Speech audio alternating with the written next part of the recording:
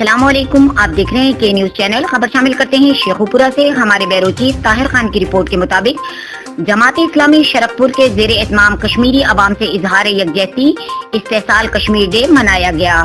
Sharakpur media council کے صدر فضل قیوم Khan, Al-Khidmat foundation کے صدر محمد زکریا خان ترین، امیر جماعت اسلامی ظہیر احمد مغل، سینئر رہنما ملک عبد الرحمان جماعت اسلامی کے چودھری محمد ظفر اللہ، ذمہ داریاں جماعت اسلامی کے ملک بلال صدیقی، امور نوجوانان شیخ عثمان طارق نے بھی خطاب کیا۔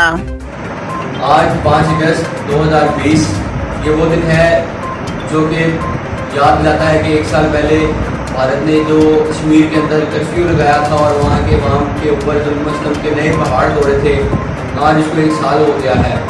ہمیں اپنے اندر اپنے گریبان میں جا کے دیکھنا چاہیے کہ آخر ہم کہاں کھڑے ہیں۔ زبانی دعوے ہم کرتے ہیں کشمیریوں کے ساتھ اظہار یکجہتی کے، لیکن 1 سال گزر گیا، ہمارا اپنی اقدام نہ ہونے کے برابر ہے۔ اس حوالے سے میری جماعت اسلامی شرکپور شریف کی اس محبت سے پرزور امید ہے کہ اس معاملے کے اوپر پرزور اور پرعمل اقدام اٹھایا جائے، جس سے کشمیریوں کے غم کا مداوع ہو سکے اور ان کے ساتھ